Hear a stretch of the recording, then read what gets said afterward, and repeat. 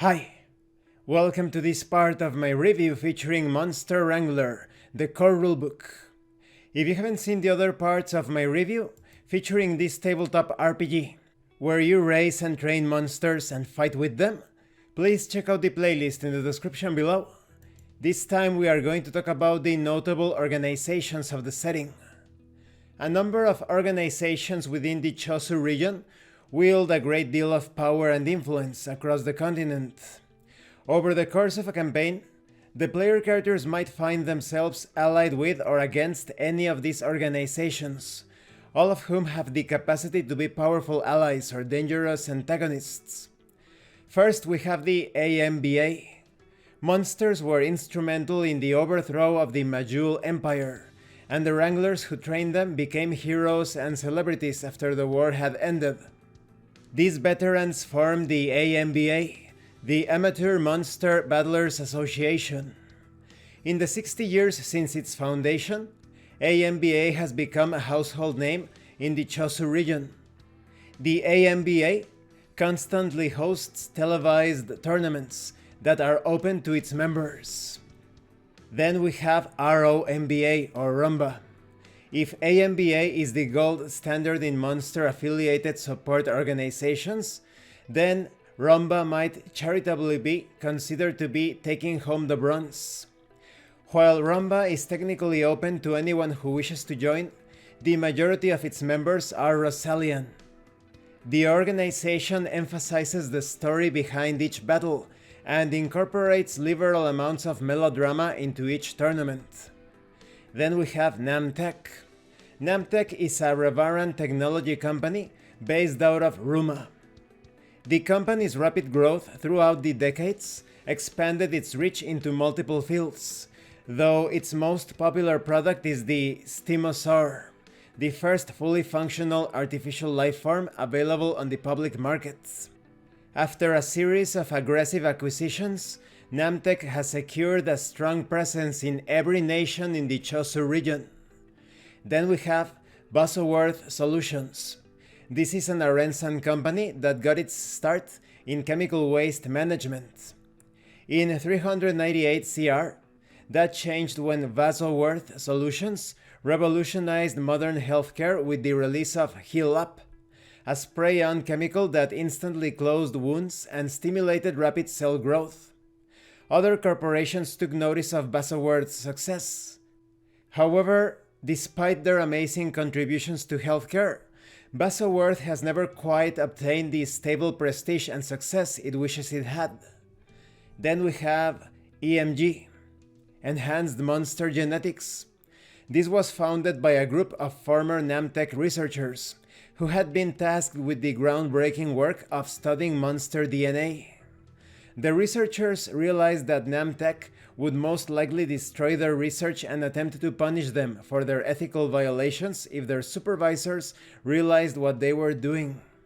However, 2 years later in Curse, Enhanced Monster Genetics revealed itself to the public with an announcement of its new neogenetic injections, which used spliced monster DNA to enhance the physical characteristics of monsters to peak levels. Then we have Ophidian Studios. This is the largest movie studio in Arenza and indeed the entire Chosu region. Hundreds of would-be actors and monster wranglers are drawn to Rofast each year in the hopes that they or one of their monsters might get a role in one of Ophidian's blockbuster films. Despite being based out of Arenza, Ophidian prefers to shoot its films on location whenever possible, so it's possible for Wranglers to encounter a film crew just about anywhere. Then we have CodeStep, which is a renowned video game developer headquartered out of Revara. A long line of successful video game consoles has resulted in a great deal of goodwill for CodeStep, and they manage dozens of popular video game franchises. The company's latest console, the CodeSphere, is a huge leap forward in technology compared to its previous gaming systems. Next we have Second Wave. The Majul Empire collapsed some 70 years ago, but there are still people who believe that the Majul are the rightful rulers of the Chosu region. Calling themselves the Second Wave, These misguided futurists believe that technology is the driving force of the world. These beliefs have led the second wave down the path of cybernetic monster augmentation. Then we have Caltia Melith. Centered in Arenza, the faithful of Caltia Melith worship their eponymous goddess with fervent devotion. The faith was once quite popular across the Chosu region, and its temples frequently sponsored monster hunters, who would venture into the forests, swamps, and deserts of the world to slay whatever monsters they encountered. With the rise in popularity of monster battles and the increased acceptance of monsters as companions and pets, the allure of Caltia Melith's religion has faded considerably. Then we have Apex. Among the various shady organizations in the Chosu region, none are quite as notorious or underhanded as the Apex Syndicates. Apex has its proverbial fingers in just about every rotten pit that can be imagined. The Syndicate doesn't seem to have any ultimate goals beyond acquiring money and power, for its members of course, through whatever means necessary. Apex makes it a point of recruiting Wranglers who have demonstrated clever thinking and a lack of ethics. And this concludes this part of the review. In the next part we are going to talk about the game mechanics. As you can see, most of these organizations can serve as either allies or enemies. Some of them are certainly more suitable to serve as enemies during the course of a campaign. But if you dig deep enough, you can find good or bad things in almost all of the groups. I just gave you a few details concerning each of the organizations. Each page contains a lot of information about all of them.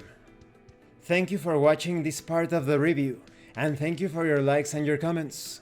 If you have any questions or comments, please let me know. And thank you so much to those of you that are going the extra mile to support the channel. If anyone else wishes to further support the channel, the information on how to do that will be in the description below. And remember, it is better to roleplay and fail in character than not to roleplay and fail as a player.